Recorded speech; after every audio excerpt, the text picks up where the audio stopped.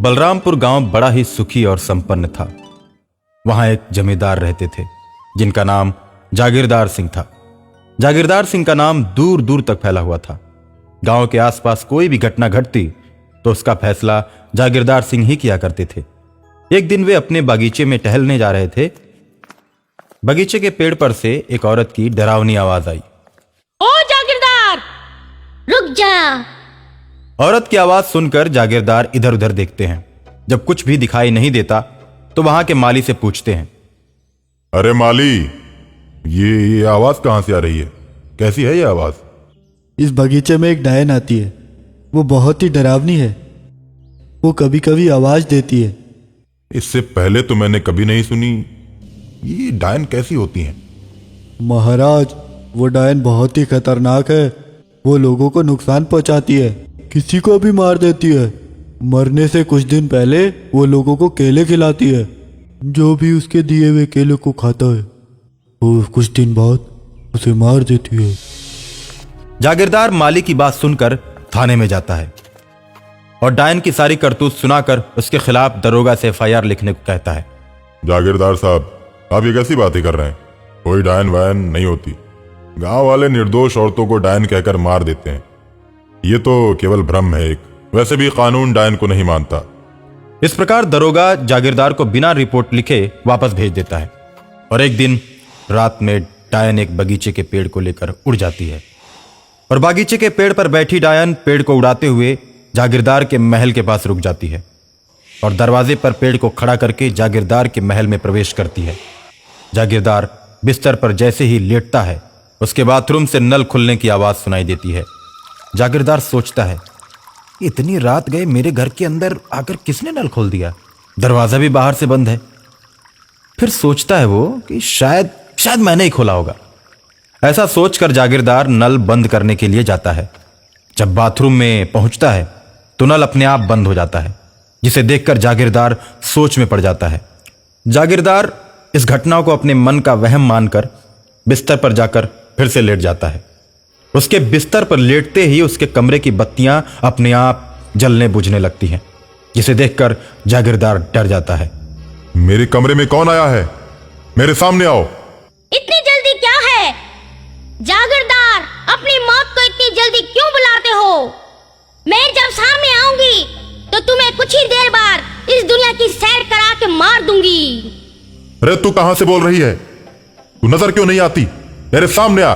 मैं तुम्हारे सामने आऊंगी, लेकिन तुम्हें मेरी एक शर्त माननी पड़ेगी। मैं तुम्हारी हर शर्त को मानने के लिए तैयार हूं। तो तुम अपने बेड पे पड़े हुए केले खाओ। ये केला तुम्हारे बगीचे के पेड़ का ही है। ठीक है। ऐसा कहकर जागीरदार केला खा जाता है और जैसे ही वो केला खाता है उसे माली की बात याद आ जाती है कि डायन केला खिलाने के कुछ दिन के बाद केला खाने वाले को जान से मार देती है। जागीरदार ये बात मन में सोच रहा होता है कि तभी डायन कहती है, तुम यही सोच रहे हो जागीरदार कि मैं जिसे केला खिलाती हूँ उसे कुछ दिन बाद मौत के घाट उतार देती हूँ। समझ लो, अब तुम कुछ ही दिन के मेहमान हो। मेरे खिलाफ तुम थाने में रिपोर्ट लिखवाने नहीं जाते तो मैं तुम्हें नहीं मारती। तुम मुझे धमकी मत दो। मेरे सामने आओ। डायन जागीरदार के सामने एक सुंदर औरत का रूप बनाकर आती है और जागीरदार को पकड़कर खींचते हुए कमरे के बाहर लाती है। पेड़ के ऊपर जागीरदार को अपने साथ बैठाकर आसमान में उड़ जाती है। जागीरदार जब डायन को पेड़ को हवा में उड़ाते हुए देखता है तो डर से कांपने लगता है। आसमान में डायन का चेहरा बहुत ही भयानक हो जाता है। वो पक्षियों को पकड़ पकड़ कर खाने लगती है। मैं तुम्हें इसी तरह मार के खा जाऊंगी। अभी मैं तुम्हें अपने महल ले चलूंगी जहां मेरी बहुत सारी सहेलियां रहती हैं। ऐसा कहकर डायन रात में जमींदार को एक पहाड़ी की तलहटी में बने भयानक खंडहर में ले जाती है, जहां बहुत सी डायन आपस में बैठकर बात कर रही होती हैं। डायनों को देखकर जागीरदार डर जाता है। सहेलियों, अगली अमावस की रात को हमारा शिकार यही बनेगा। इसका मीठा मीठा मांस खाकर हम अपनी भूख मिटाएंगे। इसका मांस खाने में बहुत ही मजा आएगा, लेकिन अभी इसे यहाँ से ले जाकर इसे महल में पहुंचा दो। कुछ दिन ये अपनी जिंदगी जी ले, जा जी ले अपनी जिंदगी। सहेलियों की बात सुनकर डायन जागीरदार को लेकर पेड़ पर बैठती है और आकाश में उड़ जाती है। कुछ ही देर में जागीरदार का बगीचा आ जाता है, जिसमें वो पेड़ सहित जागीरदार को बगीचे में छोड़कर हवा में उड़कर गायब हो जाती है। जागीरदार बगीचे से घर की तरफ जाता है और सुबह ही गांव वालों के पास जाकर सारी घटना को बताता है। हम लोग तो बहुत दिन से उस डायन के बारे में जानते हैं। बहुत से लोगों को मारकर वो अपना शिकार बना चुकी है। तब तो अब मुझे भी मार डालेगी। मैंने भी उसके केले खाए हैं। अब तो वो आपको जरूर ही मारेगी, लेकिन जागीरदार साहब, आखिर इसका क्या उपाय निकाला जाए? हम कब तक ये अत्याचार सहते रहेंगे? तुम ही लोग बताओ, अब हम क्या करें? बहुत दूर पहाड़ों पर एक तांत्रिक बाबा रहते हैं। अब बाबा इस डायन का उपाय कर सकते हैं।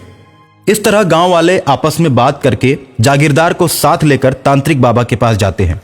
तांत्रिक बाबा पहाड़ों के बीच में समाधि लगाए मिलते हैं और गांव वालों के आने की आहट पाकर अपनी आंख खोलते हैं। हे तांत्रिक महाराज, हम लोगों के ऊपर कृपा कीजिए। एक डायन हम गांव वालों को बहुत ही तंग कर रही है। मैं जानता हूं, वो डायन सिद्ध हो चुकी है। उसे मारना इतना आसान नहीं है। वो बहुत सी औरतों को मारकर उन्हें डायन बना चुकी है। वो डायन अकेले नहीं है। इतनी सारी डायनों का अंत करने के लिए हमें भी अनेकों सिद्धियां करनी पड़ेंगी। तुम लोगों की मदद मैं अभी नहीं कर सकता। तांत्रिक बाबा, अगर समय रहते आप कुछ नहीं किए तो डायन हमारे जागीरदार को मार डालेगी। इस भस्म से गांव को घेर देना, फिर डायन गांव के अंदर प्रवेश नहीं करेगी। लेकिन ध्यान रहे, गांव से बाहर निकलने पर वो हमला जरूर करेगी। गांव वाले भस्म लेकर गांव चले जाते हैं और गांव को भस्म से घेर देते हैं। ये बात डायन को पता चल जाती है तो डायन गांव वालों पर क्रोधित हो जाती है और सारी डायनों को इकट्ठा कर पूरे गांव को घेर लेती है और उनसे कहती है, आखिर कितने दिनों तक तुम लोग गांव से बाहर नहीं निकलोगे? तांत्रिक बाबा अपनी सिद्धियों के बल पर गांव के हालात पर नजर डाले हुए थे। अच्छा मौका देखकर तांत्रिक बाबा गांव की तरफ चल पड़ते हैं। हवा में उड़ते हुए आते हैं और डायनों पर जादुई जल की बारिश कर देते हैं, जिससे सभी डायन धू धू कर जलने लगती है और जलकर राख हो जाती हैं। गांव वाले डायनों से मुक्त होकर तांत्रिक बाबा की जय जयकार करने लगते हैं।